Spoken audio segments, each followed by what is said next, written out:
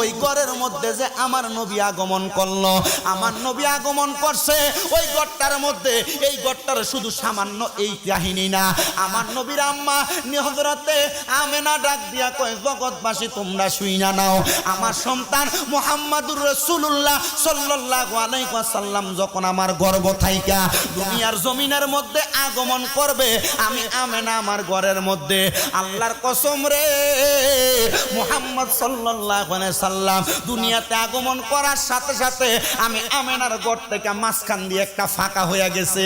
আমি দেখলাম ওই ঘর থেকে, মানে যেই ঘরটা মক্কা শরীফে অবস্থিত, ওই ঘর থেকে ওই ইরাকের সিরিয়া পর্যন্ত দেখা যায়। আমেনা ইরাকের সিরিয়া পর্যন্ত কেমনে দেখলা? তোমার চোখে কি আমার আল্লাহ তাআলা এত পাওয়ার দিছেনি? খাতুনে জান্নাত ফাতেমাতুজ জাহরার কলিজার টুকরা আব্বা জান, মানে হযরতে মুহাম্মদ মুস্তাফা সাল্লাল্লাহু আলাইহি ওয়াসাল্লামের আম্মা জান মা আমেনা ডাক দিয়া কয়, আমার চোখের পাওয়ার দিয়া আমি সিরিয়ার জমিন দেখি নাই। ওগো মা আমেনা, আপনি কোন পাওয়ার দিয়া সিরিয়া দেখছেন? উনি ডাক দিয়া কয়, আমার গর্ভ থেকে যেই নূরের আগমন হইল, যেই নূরের কথা আল্লাহ কোরআনে বলছে, ওই নবীর নূরে মুহাম্মদীর পাওয়ার দিয়া আমি আমেনা সিরিয়া পর্যন্ত দেখছি। কিন্তু বাবারে, ওই নূরে মুহাম্মদীটা কিন্তু মা আমেনার গর্ভে ছিল না। বলে হুজুর কোথায় ছিল? হযরতে আদম আলাইহিস সালাতু ওয়াস সালাম থেকে, বাবা আদম থেকে ঈসা নবী পর্যন্ত নূরে মুহাম্মদী ট্রান্সফার হইতে হইতে হইতে হইতে হইতে হইতে খাতুনে জান্নাত হযরতে ফাতেমাতুজ জাহরার আব্বা জান মুহাম্মাদুর রাসূলুল্লাহ সাল্লাল্লাহু আলাইহি ওয়াসাল্লামের আম্মা জান, ওই আম্মা জানের যিনি স্বামী হযরতে খাজা আব্দুল্লাহ, খাজা আব্দুল্লাহর যিনি বাবা, ওনার নাম হযরতে খাজা আব্দুল মুত্তালিব। আমার নবীজির আব্বা জানের, মানে যিনার নাম হযরতে খাজা আব্দুল্লাহ, ওনার ভাই ছিল 11 জন। কয়জন? কথা কয় না, কয়জন? ও বন্ধু, ওনারা 11 ভাইয়ের মধ্যে আমার আল্লাহ তাআলা আব্দুল মুত্তালিবের কাছে খবর দেয়, আব্দুল মুত্তালিব, তোমার স্ত্রীর গর্ভের মধ্যে আমি আল্লাহ তাআলা যেই সন্তানগুলা দুনিয়াতে পাঠাইতেছি, প্রত্যেকটা সন্তানের মধ্যে এক এক কইরা দুনিয়াতে আসার পরে তোমার সবচাইতে কনিষ্ঠ সন্তান, ছোট সন্তান, যার নাম তুমি রাখবা আব্দুল্লাহ, ওই আব্দুল্লাহটা দুনিয়ার জমিনে থাকা অবস্থায় সবচাইতে মুরাকাব হবে, সবচাইতে মুকাররাম হবে, সবচাইতে মুহাম্মাম হবে, সবচাইতে সম্মানিত হবে। ওই আব্দুল্লাহটারে তুমি বড় আদর যত্ন করে মানুষ করবা। হুজুর, আব্দুল্লাহরে আদর যত্ন করে মানুষ করব, অন্য কাউরে কেন করবে না? কারণ আব্দুল্লাহর পেশানির মধ্যে আল্লাহ তাআলার নূরে মুহাম্মদী, যেই নূরে মুহাম্মদী দিয়া আমার আল্লাহ তাআলা ইসলাম দ্বারা বাংলা নাই সারা বিশ্বে প্রসার করাইছে। আপনাদের কি কষ্ট হইতাছে? ওয়াজ শুনতে সমস্যা হবে, বড় কষ্ট লাগে। হজ থেকে আসার পরে আপনাদের এখানে প্রথম ওয়াজ করতেছি, এর আগে আমার মসজিদে করছি, আজকে কুমিল্লাতে জুলুস হইছে, গত শুক্রবারে আমার মসজিদে জুমার নামাজের পরে আসরের পরে জুলুস হইছে। তবু আমি চেষ্টা করব আপনাদেরকে নিয়ে, আমি আপনাদেরকে নিয়ে বয়ান করার জন্য। যদিও কষ্ট হয়, সন্তান মনে করে একটু কষ্ট করে বসবেন, যেন মাহফিলটা সফল সৌন্দর্যমণ্ডিত হয়। আমি চেষ্টা করব মক্কা মদিনার কিছু আকর্ষণীয় কথা আপনাদেরকে শোনানোর জন্য। অসুবিধা হবে নাকি বাবা? কোনো কষ্ট নিবেন না, একটু কষ্ট করে বসবেন বাবাজিরা। আমার আল্লাহ তাআলা হযরতে খাজা আব্দুল মুত্তালিবের কাছে খবর দেয়, 10টা সন্তানের মধ্যে 11 নাম্বার ওই সন্তানটারে বড় আদর করবা। মা বোন যারা পর্দার আড়ালে শুনতেছেন, শুনেন গো মা, আমার আল্লাহ তাআলা গর্ভের মধ্যে নেক সন্তান কেমনে দান করে? আপনার সন্তানের নাম নইন্না, আপনার সন্তানের নাম সাগুইরা, আপনার মায়ের নাম সুমকি, এগুলার আইকা আপনি সন্তানটারে বানাইতেছেন কেমন আমি জানি না। সন্তানটারে যদি গর্ভে থাকা অবস্থায় নিয়ত করেন, আল্লাহ ছেলে সন্তান দিলে মাদ্রাসায় পড়ে হাফেজ বানামো, মাইয়া সন্তান দিলে মাদ্রাসায় পড়াইয়া পর্দাশীল বানাইমো, দেখবেন আপনার সন্তান দুনিয়াতে আগমন করবে নেককার সন্তান হইয়া, মানুষ হবে মানুষের মতো। সন্তান বাপ দিব আপনারা বড় হওয়ার পর, আর নচেত আপনি সন্তানকে জন্ম দেওয়ার পর মানুষের মতো মানুষ করার চেষ্টা করবেন না, বিভিন্নভাবে ছাইরা রাখবেন। এই সন্তান বড় হওয়ার পরে ভাত দিবে না, বিয়া করার পরে জুদা করে দিবে, আলাদা করে দিবে। শোনেন মা গো মা, নবীর আব্বা হযরতে খাজা আব্দুল্লাহ কেমন ভাবে মানুষ হইছে। হযরতে খাজা আব্দুল্লাহরে লইয়া নবীজির দাদা জান হযরতে আব্দুল মুত্তালিব বাইতুল্লাহ শরীফের মধ্যে কত সুন্দর খেদমত করতেন। বাইতুল্লাহ শরীফের মধ্যে একটা জায়গা আছে গোল করে রাউন্ড করা, যেই জায়গার নাম হাতিমে কাবা।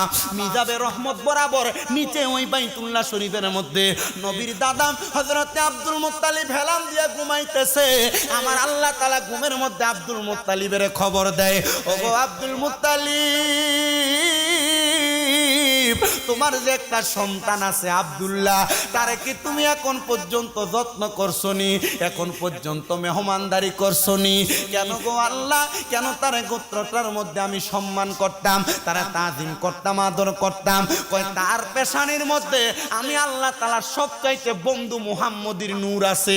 হযরতে আব্দুল মুত্তালিব উইটা ডাক দিয়া কয়, আল্লাহ গো, 11 সন্তানের মধ্যে সবাইকে তো ভালোবাসি, একটারে কেমনে আলাদা আলাদা করতাম? বলে যায়া দেখো এই সন্তান 11 সন্তানের মধ্যে সবার মতো না। যায়া দেখতেছে সব সন্তান একদিকে, নবীর আব্বা হযরতে আব্দুল্লাহ যায় আর একদিকে। কারণ কি রে? বলে অন্য কোনো কারণ না, কারণ তার মাঝে আল্লাহর হাবিবের ছায়া মুবারক। ও বন্ধু, নবীর ছায়া মুবারক কিন্তু ছায়া না, নবীর ছায়া মুবারক দেখো যাইতো না। বলে হুজুর কেন? কারণ আল্লাহর হাবিবের যেটা নূর, যেটা জিসিম, আল্লাহ তাআলা বিভিন্ন শুরুতে বিভিন্নভাবে হাজির করতেন। সুবহানাল্লাহ। একটা শুরুতে হাকিকি, একটা শুরুতে মালাইকি, আর একটা শুরুতে মানব রূপ ধারণ। এই তিনটা শুরু দিয়া আল্লাহ তাআলা নবীরে দুনিয়াতে পাঠাইছে। যে যেই শুরুতে দেখছে সে সেইভাবে ঈমান আনয়ন করছে। ওগো বন্ধুরে, ও নবীর উম্মতের দলেরা, হযরতে খাজা আব্দুল্লাহ উনি বলেন, আমি যখন মক্কার রাস্তা দিয়ে হাঁটতাম, মক্কার সুন্দর সুন্দর মহিলারা আমি খাজা আব্দুল্লাহর দিকে তাকায়া থাকতো। ডাইরেক্ট আইসা বাচ্চার মাইয়ারা আমারে বিয়ার প্রস্তাব দিত, ডাইরেক্ট আইয়া বাচ্চার মাইয়ারা আমার বিয়ার কথা বলতো। আমি খাজা আব্দুল্লাহ বড় লজ্জা পাইতাম, আমি তাদেরকে আমার আব্বা জানের কাছে পাঠাইতাম। হযরতে আব্দুল মুত্তালিব নবীর দাদা বলেন, আমি চিন্তিত হয়ে গেলাম যখন আমার সন্তানের কাছে এতগুলা বিয়ার জন্য আরব ভূমির বাদশার মাইয়াদের বিয়া করানোর জন্য তারা পাগল পারা হয়ে আসে। আমি চিন্তা করলাম এমন টাইমে আমার চিন্তার মধ্যে আসলো আমার একজন দোস্ত, যিনার নাম হযরতে ওহাব জোহরি। মারহাবা কন্যা হযরতে ওহাব জোহরি, আমার দোস্তর একটা কন্যা সন্তান আছে। আমি আমার দোস্তরে বললাম, ওগো দোস্ত, তোমার কাছে আমার একটা আবদার, হাশিমি বংশের মধ্যে আমার যে সন্তান আব্দুল্লাহ, তোমার মাইয়া হযরতে আমেনার সঙ্গে তুমি কি বিবাহ করাইতে রাজি আছো নাকি? ডাক দিয়া কই, বন্ধু, তোমাদের বংশ হাশিমি বংশ, আমি হইলাম একজন জহুর, আমার কন্যার সাথে তুমি তোমার সন্তানের বিবাহ দিবা, এটা তো আল্লাহর বড় প্রশংসা, কবুল করলাম। ওহাব জহুরির কাছে বিয়ার প্রস্তাব দিয়ে হযরতে খাজা আব্দুল্লাহ নবীর আব্বাজানের বিবাহ হইয়া যাইতেছে। নবীর আব্বাজানের বিবাহ হওয়ার পরে নবীজির কলিজার টুকরা আব্বাজান উনি বিবাহ কইরা বাসর ঘরের মধ্যে প্রবেশ করছে। বাসর ঘরে প্রবেশ করার সাথে সাথে নবীজির কলিজার টুকরা আম্মাজান হযরতে আমেনা উনি যাইয়া বলেন, আমি আমার স্বামীর কদমের মধ্যে সালাম করলাম, আমি আমার স্বামীর কপাল মুবারকের মধ্যে চুম্বন করলাম। আমার স্বামী হযরতে আব্দুল্লাহ আমার কপালের মধ্যে চুম্বন করলো। আমি দেখলাম হঠাৎ করে আমার শরীরের মধ্যে একটু চিকন করে ঘাম দিছে। আমি আমেনা বুঝতে দেরি করলাম না, মনে হয় এই চুম্বনের কারণে আল্লাহ তাআলার অশেষ রহমত আমি আমেনার প্রতি পড়ছে। হযরতে আমেনা বলে, জগৎবাসী, সকালবেলা ঘুম থেকে উঠা আমি আমার ডাইনে তাকাইলাম, হযরতে খাজা আব্দুল্লাহকে দেখলাম না, আমি আমার বামে তাকাইলাম, খাজা আব্দুল্লাহকে দেখলাম না। এমন টাইমে নবীর আব্বাজান হযরতে খাজা আব্দুল্লাহ বলে, আমি যখন ঘুম থেকে উঠা শুইরা চলে আসলাম, রাস্তা দিয়া যাই, গতকালকে যেই মহিলারা আমি আব্দুল্লাহরে বিয়ার প্রস্তাব দিছে আর আমার চেহারার দিকে চায় না। নবীর আব্বা হযরতে খাজা আব্দুল্লাহ কয়, জগৎবাসী, মক্কার বড় বড় বাদশার মাইয়ারা আমার দিকে তাকায় না। আমি দৌড়ে গেলাম আমার আব্বার কাছে, ওগো বাবা, ও খাজা আব্দুল মুত্তালিব, আপনি বলেন না, আপনি আমার যেই জায়গার মধ্যে বিবাহ প্রদান করাইলেন তার পরবর্তী সময় থেকে মক্কার ধনী ব্যক্তিদের কন্যারা এখন দিয়ে আর আমার চেহারার দিকে তাকায় না। আব্দুল মুত্তালিব মুস্কি মুস্কি হাসে, নবীর দাদা মুস্কি মুস্কি হাসে, ডাক দিয়া কয় গো সন্তান, মক্কার মাইয়াদেরকে তুমি প্রশ্ন করো না তারা কেন তোমার দিকে তাকায় না। আব্দুল মুত্তালিবের কথা শুই না নবীর আব্বা হযরতে খাজা আব্দুল্লাহ মক্কার রাস্তার মধ্যে দাঁড়াইলেন।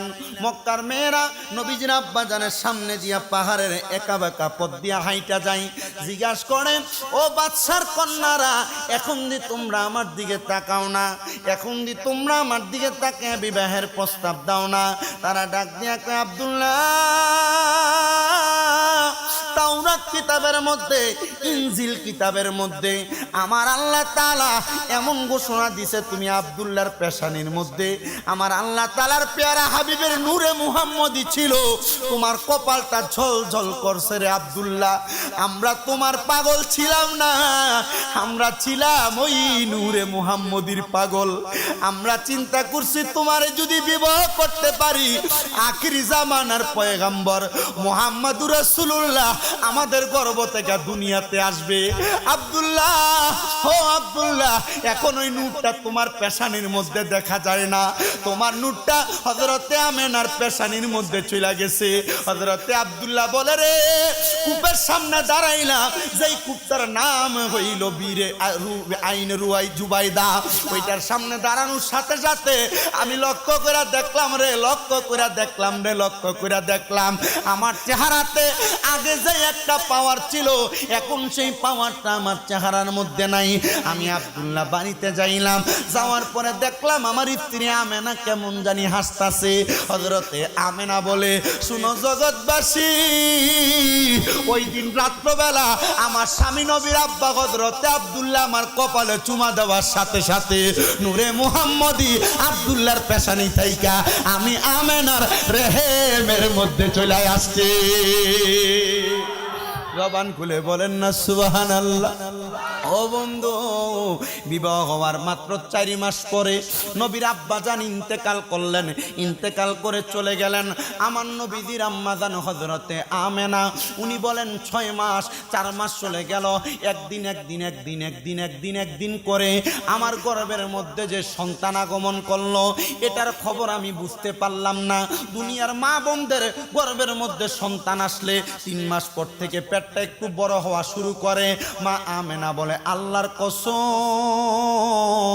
আমার স্বামী যেই 4 মাসের মাথায় ইন্তেকাল করলো, ওই মাসের মাথায় হঠাৎ করে আমি দেখলাম আমার ঘরের দরজার মধ্যে গভীর রাত্রবেলা তাহাজ্জুদের সময় কে জানি আমার ঘরের মধ্যে ডাক দেয়। আমি দরজা খুলি না ভয় পায়া, কিন্তু আমি শুনতে পাই বাহির থেকে আওয়াজ দেয়, আসসালামু আলাইকুম, আসসালাতু আসসালামু আলাইকা ইয়া আইয়ুহান নবী। আমি চিন্তা করলাম এমন সালাম তো দুনিয়ার কাউকে দেওয়া হয় না। তৃতীয়বার সালাম দিল, আমি দরজা খুললাম না। তৃতীয়বার সালাম দেওয়ার পরে আমি চিন্তা করলাম কে জানি সালাম দেয়। আমি দরজাটা খোলার সাথে সাথে আমি দেখলাম কে জানি দাঁড়ায় রইছে, কার পাগুলা জানি জমিনের মধ্যে। মাথাটা আলকি দিয়া দেখি, মাথাটা মনে হয় আসমানের সাথে লাগা লাগা হইয়া রইছে। আমি জিজ্ঞাসা করলাম, কে আপনি? আপনার পরিচয় কি গো? তিনি বলে, হে হযরতে আমেনা, আমি হইলাম সমস্ত মানব জাতির পিতা, আমার নাম হযরতে আদম সফিউল্লাহ। বলেন, আমার নাম আদম সফিউল্লাহ। কোথা থেকে আগমন করলেন? উনি বলে, আমার আল্লাহ তাআলা জান্নাত থেকে আমারে আগমন করাইছেন। ওগো আমেনা, আমার আল্লাহ আপনারে খবর দিতে বলছে, আপনার গর্ভের মধ্যে আমার আল্লাহ তাআলার প্যারা হাবিবের আগমন হইছে। মা আমেনা বলে, অপেক্ষা করতে করতে আমার কাছ থেকে 2 মাস চলে গেছে।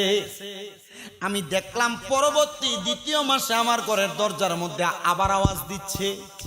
আমি দরজা খুললাম, খুইলা দেখলাম পাগুলা জমিনে, মাথাটা আসমানের সুই সুই অবস্থা। জিজ্ঞাসা করলাম নাম কি, পরিচয় কি?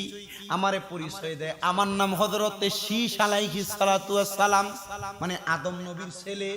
আপনি আসলেন কোথা থেকে? বলে আমারে আমার আল্লাহ পাঠাইছে আপনার গর্ভে যে সন্তান ওনারে সালাম দিতে। বলে কেন? বলে উনি হইল ইমামুল মুরসালিন। হ্যাঁ, বলে সব নবীদের ইমাম, সব নবীদের শ্রেষ্ঠ নবী, এই জন্য আমার আল্লাহ পাঠাইছে ওই নবীরে সালাম দেওয়ার জন্য। মা আমেনা বলে তৃতীয় মাসে আমি আবার আমার ঘরের দরজা খুললাম, জিজ্ঞাসা করলাম, দেখলাম আমারে সালাম দেয়। আমি দেখলাম ওনার সেম একই অবস্থা, পাগুলা নিচে, মাথাটা আসমানের দিকে। প্রশ্ন করলাম কি আপনার পরিচয়? উনি কয় আমার নাম হযরতে দাউদ নবী। গেল তিনজন নবীর কথা। তৃতীয়বার যাওয়ার পরে চতুর্থ মাসে দরজা করলাম, সালাম দেয়। নাম কি? উনি কয় আমার নাম ইব্রাহিম নবী।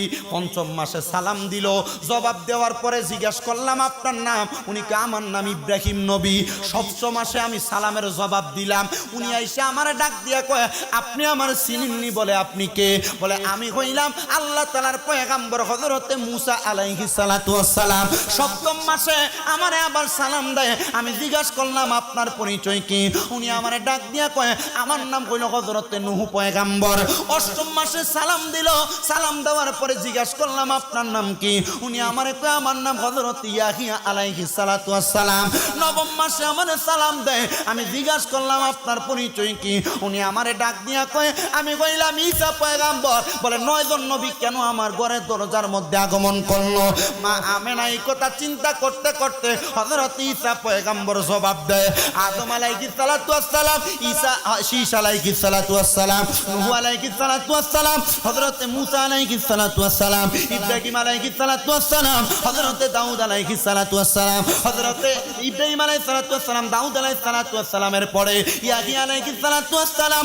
সর্বশেষ আমি ঈসা নবী এসে আপনার কাছে খবর দিলাম আপনার গর্ভে এমন একজন নবীর আগমন হইতেছে যিনি মুহাম্মাদুর রাসূলুল্লাহ সাল্লাল্লাহু আলাইহি ওয়াসাল্লাম। ওই নবীর আগমনের মাধ্যমে আমার আল্লাহ তাআলা জগৎবাসীকে বুলন্দ করে দিবেন, জগৎবাসীরে অন্ধকার থেকে আলোর পথে আনবেন। আপনি কি ওই নবীর আগমনে খুশি নি? মা আমেনা ডাক দিয়া কয় জগৎবাসী আমি তখনও বুঝতে পারলাম না, বিশ্বাস করতে পারলাম না আমার গর্ভের মধ্যে যে এমন একটা সন্তান আছে। কারণ কি জানো? কারণ অন্য কোন মহিলার মতো আমি আমেনার গর্ভ উঁচা হয় না। হযরতে আমেনা উনি বলে 10 মাস সময়টা অতিবাহিত হওয়ার আগে হঠাৎ করে রাত্রবেলা আমি দেখলাম আমার ঘরের মাঝখানটা ফাঁকা হয়ে গেছে। দেখলাম আমার ঘরের দিকে সুন্দর 3টা কাপড় পরে গেছে লম্বা লম্বি ভাবে।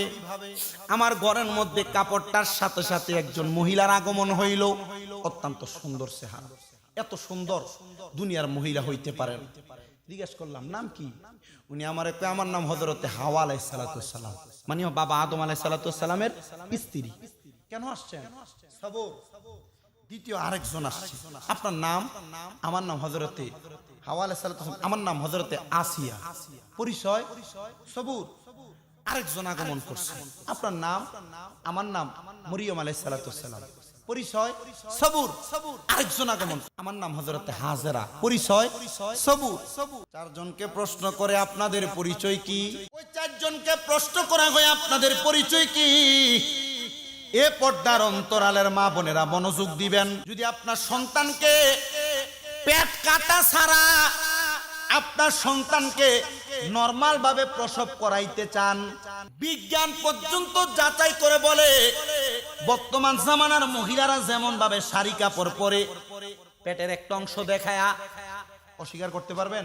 মা বোনেরা যদি একটা নেক সন্তান প্রসব করাইতে চান, 1 নাম্বার আপনি আপনার শরীরটাকে ঢাইকা ফেলেন। কারণ আল্লাহর কোরআনের কথা ওয়াকরনা ফি বুয়ুতিকুন্না ওয়ালা তাবাররুজনা তাবাররুজাল জাহিলিয়াতিল উলা। আল্লাহ তাআলার আদেশ তোমরা তোমাদের মহিলাদেরকে জাহিলিয়া যুগের মহিলার মতো বের হতে দিবা না। তো জাহিলিয়া যুগের মহিলার মতো বের হইলে এই যে দেখেন বিভিন্ন জায়গায় মহিলারা ইফতিজিং এর শিকার হয়। কারণ কি? কারণ সে তার শরীরকে প্রদর্শন করাইতেছে। তার শরীরের জামা পরলেও তাকে অর্ধ উলঙ্গর মতো দেখা যায়, জামা পরলে যেই কথা, না পরলে সেই কথা। কি কথা বলেন না কেন? মা বোনেরা, আপনারা আপনাদের শরীরটাকে হেফাজত করবেন, দেখবেন আপনাদের একটা নেককার সন্তান আগমন করবে। ওই চারজনকে প্রশ্ন করা হয়, হযরতে হাওয়া, হযরতে আসিয়া, হযরতে মরিয়ম, হযরতে হাজেরা, আপনারা কোথা থেকে আগমন করলেন? তিনারা ডাক দিয়া কয়, আমরা তো জান্নাত থেকে আগমন করেছি। পাঠাইলো কে? ওনারা বলেন, আমার আল্লাহ তাআলা পাঠাইছে। বলে কেন গো? বলে আপনি কি আজকের রাতটাকে স্মরণ করেন? স্মরণ রাখবেন, স্মরণ রাখার জন্য আমার আল্লাহ তাআলা আমরারে পাঠাইছে। ডাক দিয়া কই, আপনাদের পরিচয় তো জানতে পারলাম না। হাওয়া আলাইহিস সালাতু ওয়াস সালাম কয়, আদি পিতা হযরতে আদম আলাইহিস সালাতু ওয়াস সালামের স্ত্রী, আমার নাম হযরতে হাওয়া। হযরতে মরিয়ম ডাক দিয়া কয়, আমারে কি আপনি চিনেন? আমি দুনিয়ার জমিনের মধ্যে আগমন করেছি, কথা সত্য, কিন্তু অনেক কষ্ট সহ্য করেছি আমি সেই মহিলা। হযরতে হাজেরা বলে, আমি এমন একজন স্ত্রী, যেই স্ত্রী স্বামী থাকার পরেও আরেকটা বিবাহ করার পরেও কষ্ট সহ্য করেছে, আমি সেই হাজেরা। হযরতে আসিয়া বলে, আমি এমন স্ত্রী, আমি দুনিয়ার জমিনের মধ্যে কষ্ট সহ্য করা স্ত্রী, আগুনে হাঁটা স্ত্রী। আমাদেরকে আল্লাহ তাআলা এই কষ্ট সহ্য করে স্বামীর সংসার করার পরে জান্নাতের মধ্যে জায়গা কইরা দিয়েছে। ওগো চারজন জান্নাতের মেহমান কেন আগমন করলেন? বলে মুহাম্মাদুর রাসূলুল্লাহ সাল্লাল্লাহু আলাইহি ওয়াসাল্লাম নবীর স্বাগতম জানানোর জন্য। ওগো মা, আপনারা আগমন করছেন, এই কারণে আগমন করাটা আমার কাছে বড় ভালো লাগছে। বলে শুধু আগমন করি নাই, আমাদের হাতের মধ্যে একটা খাবার আছে। চারজনের হাতের মধ্যে চারটা জান্নাতি পেয়ালা, চারটা পেয়ালার মধ্যে কইরা হযরতে মা আমেনারে ওই পেয়ালার পানি পান করাইছে। হাদিস শরীফের মধ্যে পাওয়া যায়, একটা পেয়ালার মধ্যে জান্নাতি দুধ ছিল, একটা পেয়ালার মধ্যে হাউজে কাউসারের পানি ছিল, একটা পেয়ালার মধ্যে সারা বান্তাহুরা ছিল, আরেকটার মধ্যে সাধারণ নরমাল পানি ছিল। এই চার প্রকার পানি যখন হযরতে আমেনারে কামাইছে, হযরতে আমেনা বলে, আমি লক্ষ্য করে দেখলাম রে, আমি লক্ষ্য করে দেখলাম আমার পুরাটা ঘর নূরের আলোতে ঝলমল করতেছে। আমি আমেনা ওই নূরের আলোতে ঝলমল করা ঘরটা দেখা আমি দেখলাম মাঝখান দিয়া ফাঁকা, সিরিয়ার বড় বড় রাজপ্রাসাদ আমার চোখে দেখা যায়। আমার বুঝতে দেরি হয় নাই, আমার গর্ভ থেকে মুহাম্মাদুর রাসূলুল্লাহর আগমন হইছে। হযরতে আমেনা বলে, কিন্তু দুনিয়ার সন্তান আগমন করলে কান্নাকাটি করে, আমার সন্তান যখন আগমন করার পরে কোনো কান্নার আওয়াজ শোনা যায় না। চারজন জান্নাতি মহিলা চইলা গেছে। এমন টাইমে নবীজির ফুফি আম্মা ঘর মোবারকের মধ্যে প্রবেশ করেছে। উনি বলেন, আমি মুহাম্মাদুর রাসূলুল্লাহ সাল্লাল্লাহু আলাইহি ওয়াসাল্লামকে আমার কুলের মধ্যে নিলাম, কিন্তু তাকে দেখলাম ওনার কোনো কান্নার আওয়াজ আসে না, কিন্তু ঠোঁটগুলা পটপট করে লড়তেছে। আমি নবীর ফুফি আম্মা নবীজির ঠোঁট মোবারকের সঙ্গে আমার কানটা লাগানোর সাথে সাথে আমি আওয়াজ পাইতেছি, ইয়া উম্মতি উম্মতি বইলা কানতেছে। হযরত নবীর ফুফি আম্মা কয়, জগৎবাসী রে, আমি যখন দেখলাম ওনার জবান দিয়া কান্নার কোনো আওয়াজ আসে না, আমি দেখলাম উনি কেমন জানি উম্মতি উম্মতি বইলা কান্দে। আমাদের বুঝতে দেরি হয় নাই রে, আখিরি জামানার পয়গম্বরের আগমন দুনিয়ার জমিনে হইছে। যখন নবীর ফুফি আম্মা এমন অবস্থা দেখলেন, নবীজির কলিজার টুকরা আম্মা জান দুনিয়া থেকে বিদায় হয়ে গেছেন। বিদায় হওয়ার পরে এমন ভাবে অনেক সময় চলে যায়, নবীজির কলিজার টুকরা চাচা জান হযরতে আবু তালিব বলে, আমার আব্বা জান অনেক দিন পর্যন্ত মুহাম্মদকে লালন পালন করেছে, কিন্তু আমার আব্বা জানের লালন পালনের পরে আমি আবু তালিব যখন ওনাকে লালন পালন করতে লাগলাম, আমি একদিন আমার ঘরের কন্যারের মধ্যে গেলাম, আমি যাইয়া দেখলাম মুহাম্মদ সাল্লাল্লাহু আলাইহি ওয়াসাল্লাম ওনার ঘরের কন্যারে আমি যখন তারে শোয়া রাখলাম, ওনার ডান হাতের শাহাদাত আঙ্গুলটা দিয়ে আসমানের দিকে নাড়াচাড়া করতেছে। আসমানের দিকে তাকিয়ে দেখলাম আসমানের সুন্দর সুন্দর তারকাগুলা ওনার হাতের ইশারায় নড়তেছে আর চড়তেছে। আমি আবু তালেব চিন্তা করলাম, কাহিনী কি রে, মুহাম্মদের হাত হাতের ইশারায় আঙ্গুলের ইশারায় আসমানের তারকাগুলা পর্যন্ত লড়তেছে।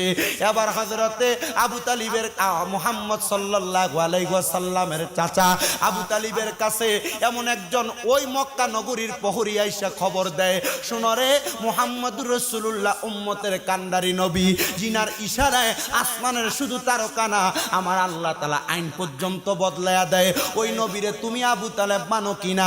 ডাক দিয়া কয় না না না, আমার ভাতিজারে আমি মানবো, আমি চাচা বড় হইয়া কেমনে তারে অনুসরণ করব। বন্ধুরে, মানার জন্য জানার জন্য বয়স কোনো ম্যাটার না, বয়স কোনো প্রয়োজন না, জানার জন্য মানার জন্য যোগ্যতা হলো সবচাইতে বড়।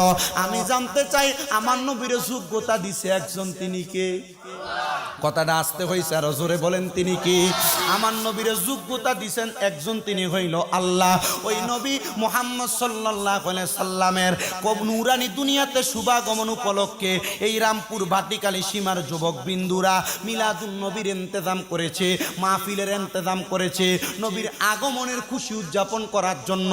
আমি জানতে চাই বাবারা, বন্ধুরা, এই আগমনের মাহফিলটার কারণে আমার আল্লাহ চাইলে এই এলাকার যত মানুষ অন্ধকার কবরে আজকের আখিরি মুনাজাতে আপনি আমি যদি তাদের জন্য দোয়া করি, আমার আল্লাহ তাদের জীবনের গুনাহ মাফ করতে পারেনি? কথা আসতে হইছে, বলেন না পারেনি? শুধু পারে না, শুধু পারে না রে বাবারা, আমার আল্লাহ তাআলার পেয়ারা হাবিব মুহাম্মদ সাল্লাল্লাহু আলাইহি সাল্লামের কলিজার টুকরা হাদিস বিশারদ হযরতে আনাস ইবনে মালিক রাদিয়াল্লাহু তাআলা আনহু বলেন, আমি আমার নবীজির জবান মুবারকে বলতে শুনেছি, আমার নবী বলেন, দুনিয়ার জমিনের মধ্যে এলাকার কোনো মানুষ যখন মারা যাওয়ার পরে, কোনো মা মারা যাওয়ার পরে, কোনো বাবা মারা যাওয়ার পরে, কোনো সন্তান যদি আল্লাহর কাছে হাতটা তুলা বলে রব্বির হামহুমা কামা রব্বায়ানি সগীরা, আল্লাহর কাছে দোয়া করে আসসালাতু আলাইহিমা ওয়া ইয়াগফির লাহুমা, আল্লাহ আপনি আমাদের উপর রহমত দান করেন এবং যারা মৃত তাদের উপর আপনার ক্ষমা দান করেন। আমার আল্লাহ তাআলার ওই বান্দাটা চোখের মণিকোটার মধ্যে পানির ফোঁটা ছাইরা দিয়া যদি কান্না করে, পানিগুলা মাটিতে পড়ার আগে আমার আল্লাহ তাআলা মাফ করে দেয়। নবীজির কলিজার টুকরা সাহাবী হযরতে আবু বকর সিদ্দিক রাদিয়াল্লাহু তাআলা আনহু বলেন, আমি আমার নবীর সামনে বসা আমার দয়াল নবী রহমাতুল লিল আলামিন নবীজি দুনিয়ার জমিনে থাকা অবস্থায় আমি আবু বকর সিদ্দিকের কাছে একটা ঘোষণা দিয়েছে, সিদ্দিকে আকবর, তুমি যখন জান্নাতুল বাকির মধ্যে যাইবা, জান্নাতুল বাকির সামনে যাইয়া তুমি সবার জন্য খাস করে দোয়া করবা। ওগো সিদ্দিকে আকবর, তুমি যখন মক্কাতে জান্নাতুল মুআল্লার মধ্যে যাইবা, সেখানে যাইয়া সবার জন্য দোয়া গুইরা শেষ পর্যন্ত বাহির হইয়া যখন বাহির হয়ে সামনে বাবে জিব্রাইলটা দেখা যায়, বাবে জিব্রাইল দিয়া প্রবেশ কইরা সামনের দিকে যখন আস্তে আস্তে হাঁটে, সেখান থেকে নবীর রওজা হাতটা দেখা যায়, উস্তুনে উহাদ দেখা যায়, উস্তুনে আয়েশা দেখা যায়, উস্তুনে হান্নানা, তিনটা গাছের একবারে তিনটা সারি দেখা যায়। আমার দয়াল নবীজির যেই জায়গাটাকে আমার আল্লাহ তাআলা জান্নাত বলে ঘোষণা দিয়া দিছে, নবীর কত প্রেমিকেরা সেই জায়গায় নামাজ পড়ার জন্য সিরিয়াল ধরে ধরে দাঁড়ায়া থাকে। আল্লাহর হাবিবের রওজা মুবারকটা সোনালী রঙের, কত সুন্দর, এটার দিকে তাকাইলে আশিক রাসূলের কলিজা পর্যন্ত ঠান্ডা হয়ে যায়। মদিনা শরীফের এক প্রান্ত থেকে বাবু সালাম দিয়া নবীজির রওজা মুবারকের দিকে যখন নবীর আশিকরা ঢুকে, সবাইকে দেখা যায় মুখ দিয়া কথা বলে, কিন্তু চোখগুলা বায়া বায়া পানি পড়ে। আমার বুঝতে দেরি হয় নাই রে, এ আশিকেরা চিন্তা করে রাহমাতুল লিল আলামিন নবীর রওজার সামনে আসলাম, নবীর রওজা মুবারক দেখলাম, আল্লাহর কসম ওই নবীরে আমাদের চোখ দিয়া দেখলাম না। নবীর পাশে হযরতে সিদ্দিক আকবর আবু বকর শোয়া, নবীজির পাশে হযরত ওমর ইবনে খাত্তাব শোয়া, নবীজির রওজা মুবারক মসজিদ নববীর পাশে। হে আবু বকর সিদ্দিকের বাড়িটা একটা মসজিদ, নবীজির রওজা মুবারকের পাশে একটা জায়গা হযরত ওমর ইবনে খাত্তাবের বাড়ি এবং মসজিদ। নবীজির রওজা মুবারক মসজিদ নববীর পাশে হযরত আলী রাদিয়াল্লাহু তাআলা আনহুর নামের মসজিদ, সে জায়গায় ওনার বাড়ি। এখান থেকে একবারে পশ্চিম অংশে হযরতে ওসমান জিন্নুরাইন রাদিয়াল্লাহু তাআলা আনহুর বাড়ি এবং মসজিদ। আমার দয়াল নবী রাহমাতুল লিল আলামিন নবী দুনিয়ার জমিনে আগমন করার পরেও নবীজির কলিজার টুকরা সাহাবায়ে কেরামরা বলে, আমরা আমার নবীজির জবান মুবারকের প্রত্যেকটা বাণী মুবারক আমরা পাথরে লিখে রাখতাম, আমরা গাছে লিখে রাখতাম, আমরা ওটার চামড়ার মধ্যে লিখে রাখতাম। সিদ্দিক আকবর বলে, একদিন আমি দেখলাম ফজরের নামাজের পূর্ব মুহূর্তে মসজিদে নববীর ভিতরে গুনগুন গুনগুন কান্নার আওয়াজ শোনা যায়।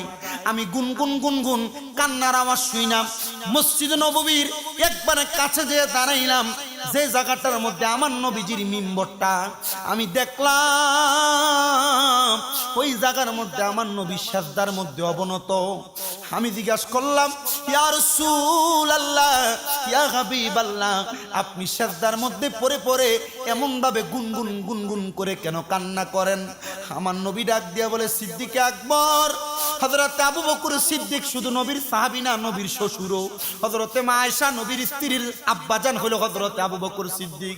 তবু আমার নবীজিকে আবু বকর সিদ্দিক ইয়া রাসূলুল্লাহ বলে সম্বোধন করতেন। আমার নবী বলে, হে আমার কলিজার টুকরা সাহাবী হযরত আবু বকর, শুনেন শুনেন, আমি নবী কান্না করি যখনই ফজরের নামাজের পূর্ববর্তী মুহূর্তেই আমি দয়াল নবীজির আব্বা আম্মা জানের কথা স্মরণ হয়ে যায়। আমি নবীজি চোখ মুবারকের পানিগুলো এই জন্য ছেড়ে দিয়ে কান্না করি, কারণ আমার আল্লাহ তাআলার কাছে বান্দার সবচাইতে পছন্দ তার চোখের পানি। আমি জানি আমি নবী আপনি আবু বকর সিদ্দিকের মাধ্যমে ঘোষণা করলাম, দুনিয়ার জমিন থেকে কোন সন্তানের মা যখন ইন্তেকাল করবে, দুনিয়ার জমিন থেকে কোন সন্তানের আব্বা যখন ইন্তেকাল করবে, আব্বা আম্মা দুইজনের ইন্তেকালের পরে কোন সন্তান যদি তার চোখের মধ্যে এক ফোঁটা পানি ফালায়া কান্না করে, আর ওই সময় যদি আল্লাহর কাছে দোয়া করে, রব্বির হামহুমা কামা রব্বায়ানি সগীরা, ওই চোখের পানিটা মাটিতে পড়ার আগে আমার আল্লাহ তাআলা তার মা বাবার জীবনের গুনাহ মাফ করে দিবে। ইয়া রাসূলুল্লাহ, ইয়া হাবিবাল্লাহ, নবী গো, আপনি কেন আপনার মা বাবার জন্য এমন ভাবে কান্না করেন? আমার নবী বলে, হে আবু বকর সিদ্দিক, আমি এদেরকে এখন যদি দেখতাম বড় সম্মান করতাম, বড় তাজিম করতাম, এই জন্য আমি দয়াল নবী তাদের জন্য কান্না করি। হো বন্ধু, আজকের এই রামপুরের বাটিকালি সীমা এলাকার মধ্যে কত সন্তান বসে গেছেন, হয়তো আপনাদের মারে আপনারা 3.5 হাত মাটির ঘরের মধ্যে শোয়া দিছেন। পর্দার অন্তরালে অনেক মা বোনেরা বসে আছে যাদের মা নাই দুনিয়ার জমিনে। এমন অনেক সন্তান আছে যাদের আব্বাজান মাথার গাম পায়ে ফালাইয়া নিজের রক্তরে পানি বানাইয়া সন্তানরে মানুষের মতো মানুষ করে দিয়া আজকে আব্বাজান অন্ধকার কবরে শুয়া রইছে।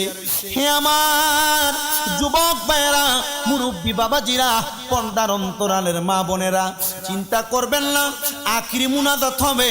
আখিরি মুনাজাতের পূর্বে আপনারা শুধু আমার আল্লাহ তাআলার কাছে চোখের পানিগুলা ফালাইয়া ফালাইয়া শুধু কান্না করবেন আর বলবেন, আল্লাহ ওগো মনিব, আমার মা কবরে, আমার আব্বাজান কবরে, আল্লাহর রহমতে তাদেরকে মাফ করে দেন। অনেকে আজকের মাহফিলে আছেন, তবুও আমার মা বাবা বেঁচে আছে। আমি আপনাদের কাছে বলবো, আপনারা যখন আপনাদের মা বাবারে দুনিয়াতে পাইছেন, আল্লাহর নবী নিজেই ঘোষণা করেছেন, দুনিয়ার জমিনে কপাল পোড়া হতভাগা হইল ওই সন্তান যারা তাদের মাকে দুনিয়াতে পাওয়ার পরে জান্নাত ক্রয় করতে পারলো না।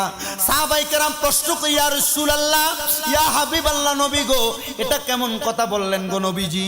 আমার নবী বলেন, হ্যাঁ রে সাহাবায়ে কেরাম, আম্মা জানের খেদমতের কারণে জান্নাত ক্রয় করা যায়। হে বাবাজিরা, হয়তো এখানে অনেক সন্তান আছেন আপনারা আপনাদের মারে ভাত দেন না, এমন অনেক সন্তান আছে এলাকার মধ্যে মা বাপরে ভাত খাওয়ানি নিয়ে বিচার বসানো লাগে। এমন অনেক সন্তান আছে বিবাহ করার পরে ভাই ভাই আলাদা হয়ে যায়, মা বাপকে জুদা করে দেয়, মা বাপকে আলাদা করে দেয়। মা বাবা এক সপ্তাহ বড় ভাইয়ের ঘরে খায়, এক সপ্তাহ মেজো ভাইয়ের ঘরে খায়, এক সপ্তাহ ছোট ভাইয়ের ঘরে খায়। না রে না, আজকে এখান থেকে বাড়িতে যাইবা, যে বলবা, মা আমার 3 ভাইয়ের ঘরে আপনার খাবার খাওয়া লাগবে না, আমি সন্তান একা একা চা ইনকাম করব, আপনারা মা বাবা আমার একজনের ঘরের মধ্যে খাইবেন। আরে বর্তমান সমাজে মা বাপকে খাওয়ানি নিয়ে বিচার বসানো লাগে। কত সুন্দর! আপনি একজন সন্তানের কামাই যদি যদি আপনি আপনার মা বাপকে খাওয়াইতে পারেন, আল্লাহর কসম, আল্লাহর নবী ঘোষণা করছে কোন সন্তান যদি তার মার পিছনে তার বাবার পিছনে মাত্র 1 দিরহাম খরচ করে, আমার আল্লাহ তাআলা এইটাকে হাজার হাজার লক্ষ গুণ বাড়ায় ওই সন্তানকে দান করে দেয়। ও সন্তান, আল্লাহর রাস্তায় দেন, পারলে আপনার কদমগুলো আমার সামনে দেন, আমি শামীম ব্রাদার জিব্বা লাগে আপনার পাওটা পরিষ্কার করে দিব। এখান থেকে বাড়িতে যাইবা, বাড়িতে যাইয়া আম্মা আব্বার পাটার মধ্যে ধরে বলবা, ওগো মা, ওগো আব্বা জান, আপনাদের কদমে ধরে মাপ চাইতেছি, আপনাদেরকে এতদিন পর্যন্ত খাবার দেই নাই, খারাপ আচরণ করেছি, আপনাদেরকে ঘরে জায়গা দেই নাই, আপনারা আমার ঘরের মধ্যে ঠিক মতো খাবার খাইতে পারেন নাই, আপনার মা বাবার পাটার মধ্যে ধরবেন, যতক্ষণ পর্যন্ত আপনার মা আপনার বাবা মুখ দিয়ে বলছে আপনাকে মাফ করে দিছি, ততক্ষণ পর্যন্ত মা বাবার কদম ছাড়বেন না। বলে হুজুর কেন? কারণ আজকের মাহফিলের মধ্যে আপনারা যারা বসছেন, আল্লাহর কসম একটা কথা বলতে পারি, এমন 1000 মাহফিল শুনলে এই সওয়াব হবে না যদি আপনি আপনার মা বাবার মনে কষ্ট দিয়া মাহফিলে আসেন। এই জন্য বাবারে, আপনাদের কদমে আমি হাতটা রাইখে বলি, এখান থেকে বাড়িতে যে আম্মা আব্বার পাঁচিয়া মাপ চাইবেন। অনেকে চিন্তা করে হুজুর যাদের বাড়িতে আব্বা আছে তারা বাড়িতে যে বাবার পায়ে ধরে মাপ চাইব। হুজুর আমার তো আব্বা নাই, আমি কার পায়ের মধ্যে ধরে মাপ চাইব? অনেকে চিন্তা করে হুজুর যাদের বাড়িতে মা আছে তারা বাড়িতে যে আমার পায়ে ধরে মাপ চাইব। আমার তো মা নাই, আমি কার পায়ের মধ্যে ধরে মাপ চাইব? আমি বলবো সন্তান রে, মা বাপ মারা গেছে চিন্তা করবা না। আল্লাহর নবী শিখিয়ে দেয়, কোন সন্তান যখন তার মায়ের কবরের সামনে বাবার কবরের সামনে যাইয়া পশ্চিমটা পিঠ দিয়া মা বাবার মুখটার দিকে ফিরা আল্লাহর কাছে দোয়া করে, রব্বির হামহুমা কামা রব্বায়ানি সগীরা, আমার আল্লাহ তাআলা ওই মা বাবার জীবনের গুনাহ মাফ করে দেয়। এই সন্তানের দলেরা আজকের মাহফিল কবুল হবে কি হবে না এটার গ্যারান্টি কেউ দিতে পারবে না। তবে একটা কথা বলে দেই, আগামীকালকে যখন দেখবা রামপুর এই বাটিকালি সীমার মুরব্বীরা দোকানে বৈশা বলতেছে, আমার সন্তান কোনোদিন আমার সঙ্গে কোনো অন্যায় করে নাই, তবু আমার সন্তান আমার পায়ে ধরে বাড়িতে যা মাপ চাইছে, মনে করবা মাহফিল আল্লাহর কাছে কবুল হয়ে গেছে। যখন দেখবা এলাকার মা বোনেরা একজন আরেকজনের কাছে বলতেছে, আমার সন্তান কোনোদিন আমার সাথে অন্যায় করে নাই, তবু আমার ফুতে শামীম রেজার ওয়াসিনা আমার পায়ে ধরে মাপ চাইছে, মনে করবা মাহফিল কবুল হয়ে গেছে। অনেকে চিন্তা করে হুজুর আমি তো অন্যায় করি নাই, আমিও কি মা বাবার পায়ে ধরবো? হুজুর আমি কোনোদিন মা বাবার সাথে বেয়াদবি করি না, আমি কি ধরবো? আমি বলবো বাবারে, আল্লাহর দোহাই লাগে, অন্যায় করো আর না করো, এখান থেকে বাড়িতে যেয়া মা বাবার পায়ের মধ্যে শুয়ে সালাম করবা, মা বাবার পায়ে ধরে মাপ চাইবা। অন্যায় করো আর না করো, আল্লাহর কসম মা বাপ মনে করবে, দেখছো আমার সন্তান ওয়াজ শুনে আইসা আমার পায়ে ধরে মাপ চাইতেছে, আল্লাহর কাছে রুহুডা খুলা দোয়া করবে, পরানডা বইরা দোয়া করবে, আল্লাহ আমার সন্তানরে তুমি কবুল করো। ওই সন্তুষ্টির দোয়া যদি তোমার মা তোমারে করে, তোমার আব্বা তোমারে করে, ওই দোয়ার বরকতে আমার আল্লাহ তাআলা তোমার কামায়ে বরকত নাই বরকত দিবে, অসুস্থ তোমাকে শিফা দান করবে, তুমি দুনিয়াতে বিপদগ্রস্ত বিপদ দূর করবে, অভাবগ্রস্ত অভাব দূর করবে। আর যারা মুরব্বী আছেন, মা আছেন, বাবা আছেন, আপনাদের পায়ে হাত দিয়া বলি, যদিও সন্তান মাঝে মাঝে আপনাদের সাথে খারাপ ব্যবহার করে ফেলে, মন থেকে বদদোয়া দিয়েন না।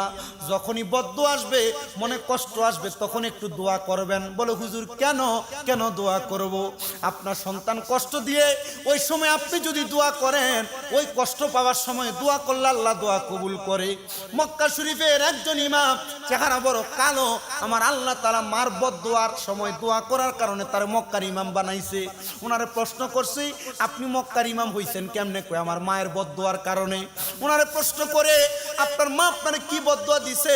বলে আমার মা যখন আমার প্রতি রাগান্বিত হইয়া যাইত, আমার মা রাগ হইয়া আমারে কইতো, আল্লাহ তোরে মক্কার ইমাম বানাক। আল্লাহর কসম আমার মায়ের রাগের সময় দোয়াটার কারণে আল্লাহ আমারে মক্কার ইমাম বানাইছে।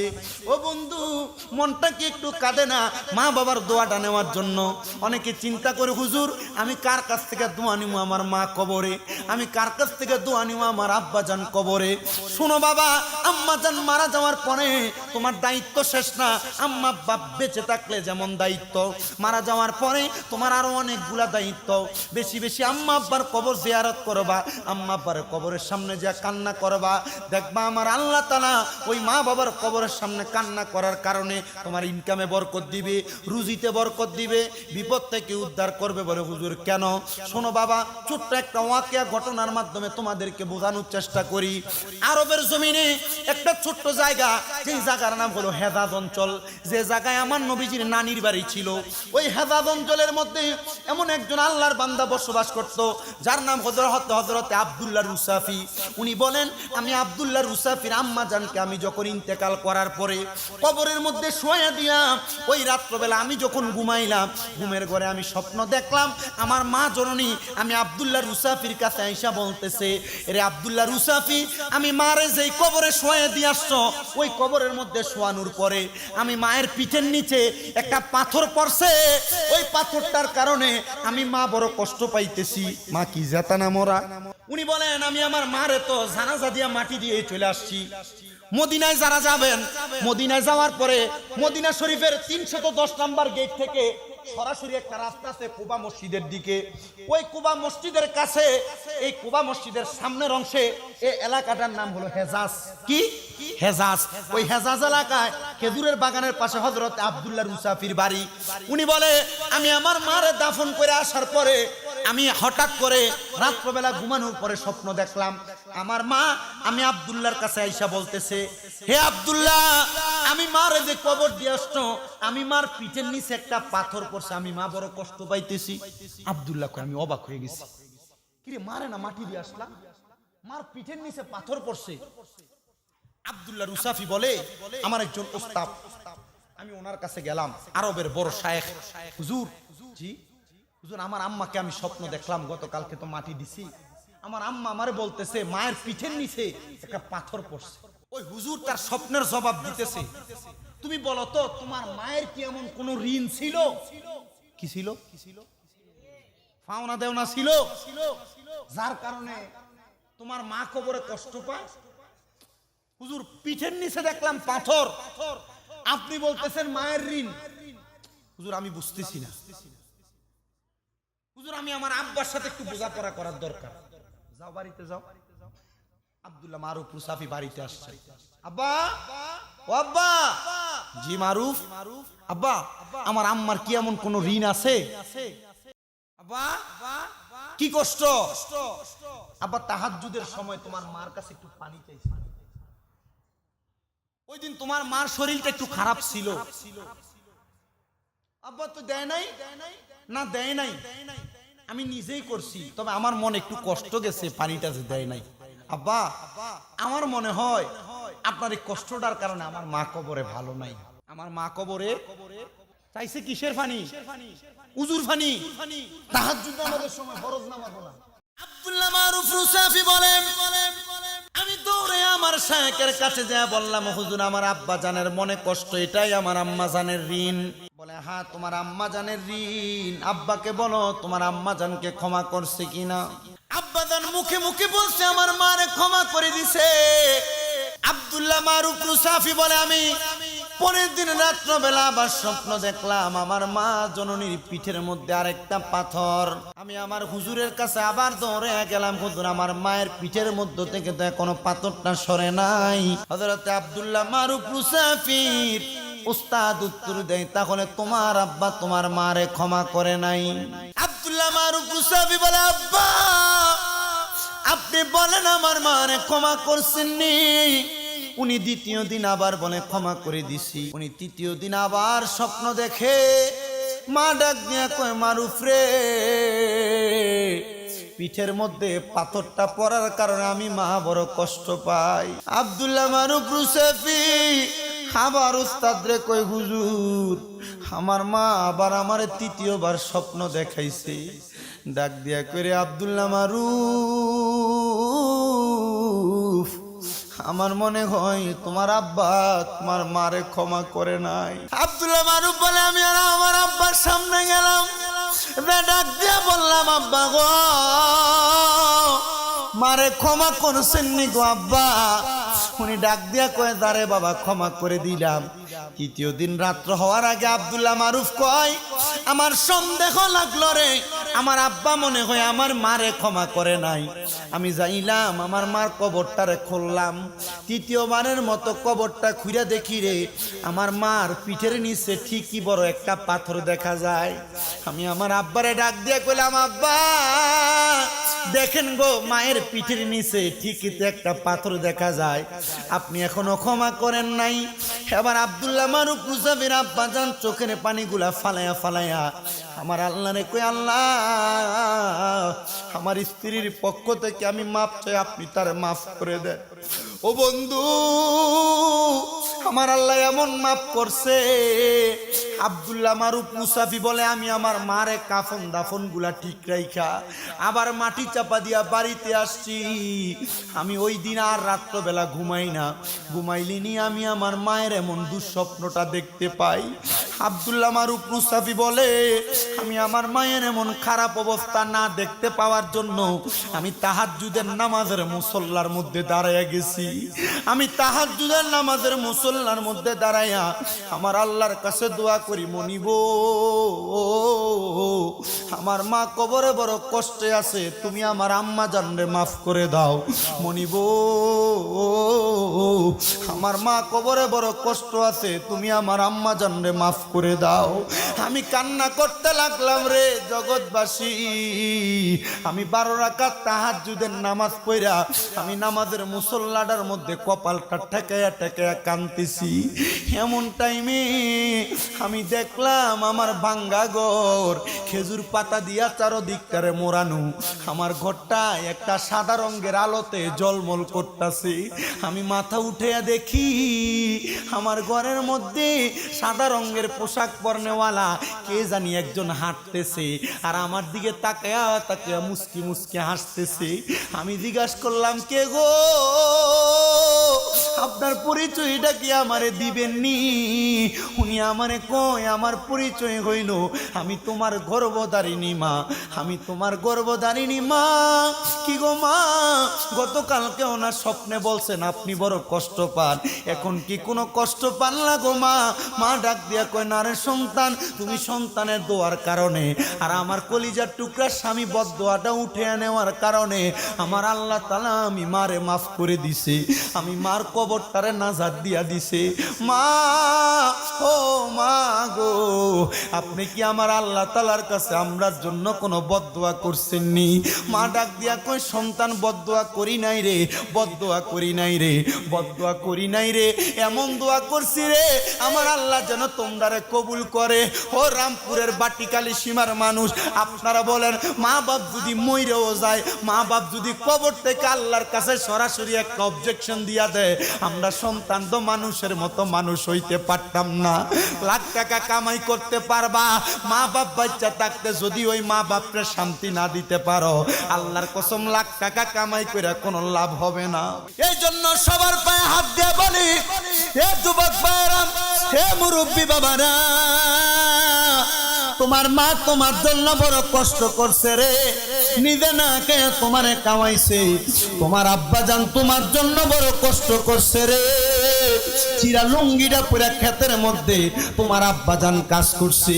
ঈদের দিনে আব্বা জান নতুন কোনো জামা কাপড় পরে নাই। ও সন্তান, তোমার আব্বা জান তোমার আব্বা জানের পুরান জামা কাপড় পরে ঈদের নামাজ পড়ছে। এখন তুমি সন্তান হাজার হাজার লাখ লাখ টাকা কামাই করো, ঈদের দিনে আব্বা জান রে 500 টাকা দিয়া একটা লুঙ্গি কিনা পরাইতে পারো না। সন্তান, এখন তুমি হাজার হাজার টাকা কামাই করো, তোমার আম্মা জান রে ঈদের দিনে 500 টাকা দিয়া কিনে একটা কাপড় পরাইতে পারো না। আরে পরাইবা কি, মা তো কবরে, আব্বা তো কবরে। সন্তান, ওই টাকা পয়সা দিয়া কি করবা যদি তোমার মা বাপরে ওই টাকা পয়সা দিয়া শান্তি না দিতে পারো? আমি মক্কা শরীফে থাকা অবস্থায় আবুধাবি থেকে একটা ছেলে আসছে হজ করার জন্য।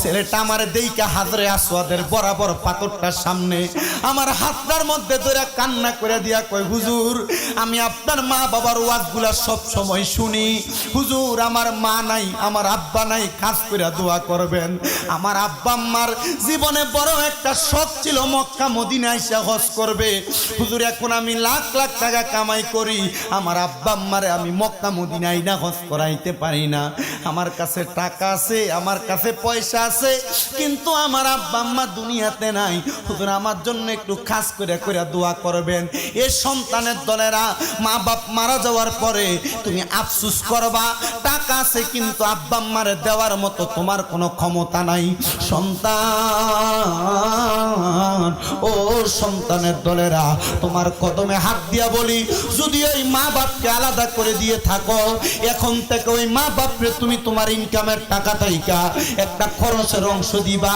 মা বাপরে খাওয়ানোর চেষ্টা করবা দেখবা আমার আল্লাহ তাআলা তোমার রিজিকে বরকত দিবে আমার আল্লাহ তাআলা তোমার ইনকামে বরকত দিবে হে পর্দার অন্তরালের অনেক মা বোনের আছে যারা তাদের বাবার বাড়িতে যাওয়ার পরে আগে বাড়িতে গেলে আব্বার মুখটা দেখতে এখন আব্বার মুখটা দেখে না আগে বাড়িতে গেলে মার মুখটা দেখতে এখন মার মুখ দেখে না সন্তানের দলেরা তোমাদের আব্বা আম্মা তোমাদেরকে অনেক জায়গা সম্পদ দিয়া গেছে টাকা পয়সা দিয়া গেছে ওই জায়গার মধ্যে যদি তুমি ভাড়া থাকতা মাসে 5,000 টাকা করে ভাড়া দিতা আল্লাহর কসম তুমি মাসে 5,000 টাকা করে ভাড়া দিলে বছরে 60,000 টাকা আসতো এখন তোমার মা কবরে আব্বা জান কবরে আব্বা আম্মার কবরে কোনো টাকা পয়সা তুমি দিতে পারো না আব্বা আম্মা যদি বাইচা থাকতো যদি মাসে 1,000 টাকা করে ওষুধ খরচ চালাইতা 12 মাসে 12,000 টাকা যাইতো এই সন্তান তোমার কদমে হাত দিয়ে বলি মা বাবার সম্পদ ব্যবহার করতেছো এই মাহফিলটা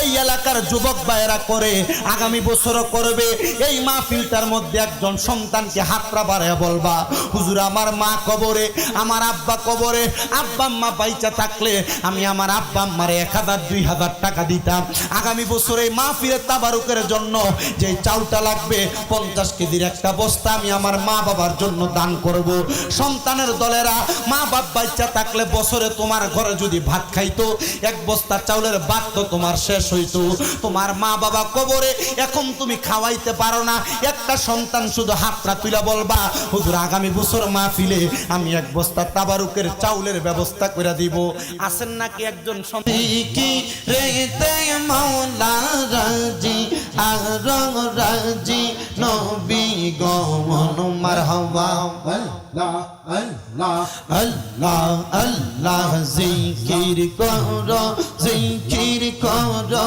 জিকির করো মুমিন গণ জিকির রেতে মাওলা রাজি আর রাজি নবী গমন মারহাবা আল্লাহ আল্লাহ আল্লাহ আল্লাহ আল্লাহ আল্লাহ আল্লাহ আল্লাহ আল্লাহ জিনি ফরে আর ফেরেশতারা আল্লাহর জিকির করে তারা মানুষ হইয়া তোমরা কেন আল্লাহর জিকির করো না মারহাবা আল্লাহ আল্লাহ জিকির করো জিকির করো জিকির করো মুমিন গণ জিকির করো মুমিন গণ জিকির রেতে মাওলা রাজি আর রাজি নবী গণ মারহাবা আল্লাহ আল্লাহ আল্লাহ আল্লাহ আল্লাহ আল্লাহ আল্লাহ আল্লাহ আল্লাহ আল্লাহ আমার অন্তর কাফে ডরে গো কোন দিন জানি আজরাইল আইসা ধরে আমার অন্তর কাফে ডরে গো কোন দিন জানি আজরাইল আইসা ধরে আল্লাহ আল্লাহ আজরাইল দইরা বাঁধবে আমার হাতে পায়ে রে আল্লাহ আল্লাহ মরার পরে দইরা বাঁধবে আমার কাফন মাঝে রে আজরাইলাইসা ধরবে আমার আল্লাহ আমার অন্তর কাঁপে ডরে গো কোন দিন জানি আজরাইলাইসা ধরে মারহাবা আল্লাহ আল্লাহ আমার মরণ কালে আমি থাকব বড় একা রে আল্লাহ আল্লাহ কেউ যাবে না সঙ্গে আমার থাকব একা কবরে কোন দিন জানি আজরাইলাইসা ধরে আল্লাহ আল্লাহ আল্লাহ আল্লাহ আল্লাহ আল্লাহ আমরা কদমে কদম রাখি না মুর্শিদের কদমে আমরা কদমে কদম রাখি না মুর্শিদের কদমে যদি কষ্ট পাই আমার মুর্শিদের অন্তরে মারহাবা আল্লাহ আল্লাহ আল্লাহ আল্লাহ এত ভালোবাসি তোমায় গো মুর্শিদ জানে যে অন্তরে মারহাবা আল্লাহ আল্লাহ দেখা দিয়া একবার আশা পুরা আমরার অন্তরে কত ভালোবাসি তোমারে আল্লাহ আল্লাহ আল্লাহ আল্লাহ আল্লাহ আল্লাহ লা ইলাহা ইল্লাল্লাহ মুহাম্মাদুর রাসূলুল্লাহ সাল্লাল্লাহু আলাইহি ওয়াসাল্লাম। সবাই জিয়ারতের নিয়তে একবার সূরা ফাতিহা, তিনবার সূরা ইখলাস, কয়েকবার দুরূদ শরীফ পড়েন। আউযু বিল্লাহি মিনাশ শাইতানির রাজীম। বিসমিল্লাহির রহমানির রহিম। আলহামদুলিল্লাহি রাব্বিল আলামিন আর রহমানির রহিম মালিকি ইয়াউমিদ্দিন। কত বিজয়নগর থানাধীন রামপুর বাটিকালী সীমা যুবক বৃন্দের উদ্যোগে পবিত্র ঈদে মিলাদুন নবী সাল্লাল্লাহু আলাইহি ওয়াসাল্লাম উপলক্ষে সুন্নি মহা সম্মেলন সাজায়া এই এলাকার আলেম সমাজ, আমার দাড়ি পাকা মুরব্বী বাবারা, যুবক নওজোয়ান ভাইয়েরা, ছোট্ট ছোট্ট মাসুম বাচ্চারা, পর্দার অন্তরালের আমার কত মা বোনেরা সহ তুমি আল্লাহর শাহিন শাহী পাক দরবারে গুনাহগার কাঙ্গালের বেশে দুইখানা হাত বাড়াইলাম। আল্লাহ, যার হাত তোমার কাছে মায়া লাগে, পছন্দ হয়, ওই হাতের উসিলায় আমরার জীবনের গুনাহ তুমি আল্লাহ ক্ষমা কইরা দাও। দয়াল রে, তুমি যদি আমরারে মাফ কইরা দাও আল্লাহ, কারোর কাছে কোনো জবাব দেওয়া লাগবে না রে আল্লাহ। দুনিয়ার ফকির রে এক দরজা থেকে ফিরাইয়া দিলে আরেক দরজার মধ্যে যায় ভিক্ষা চায়, আরেক দরজা থেকে ফিরাইয়া দিলে অন্য দরজায় যায়। মাবুদ, তুমি ছাড়াই আমরার কোনো দরজা খোলা নাই রে আল্লাহ। আল্লাহ, তোমার রহমতের দরজা থেকে যদি আমরারে ফিরাইয়া দাও, বলো আমরা কার কাছে যাই হাত বাড়ামু রে আল্লাহ।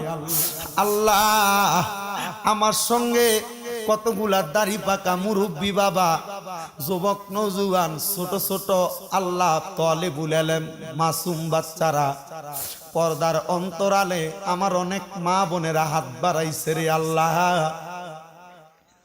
মাবুদ, মক্কা শরীফ যাওয়ার পরে মক্কা শরীফের গিলাপটা দইরা দইরা আমার সোনার বাংলাদেশের মানুষগুলার জন্য আমি দোয়া করছি। আল্লাহ, আমি জানি আমি পাপী, আমার দোয়া তুমি কবুল করবা কি করবা না জানি না রে আল্লাহ। তবে দেখছি মক্কা শরীফ তাওয়াফ করার সময় তোমার কত আদরের বান্দারা কান্দে। আল্লাহ, যখন রুকনে ইয়ামিনীর মধ্যে সুমা খাইতে গেছি তখনও দেখছি আল্লাহ তোমার কত বান্দারা রুকনে ইয়ামিনীতে সুমা দেয় আর কান্দে। চোখের পানি কিন্তু এমনে এমনে আসে না রে আল্লাহ। আল্লাহ, মনে বড় ব্যথা থাকলে চোখের পানিটা আসে। আল্লাহ, রুকনে স্বামী আর রুকনে ইয়ামিনীর কাছে দিয়া যায় দেখছি কত মানুষ মুনাজাতরা হাতটা তুইলা তুইলা তোমার কাছে কান্দে।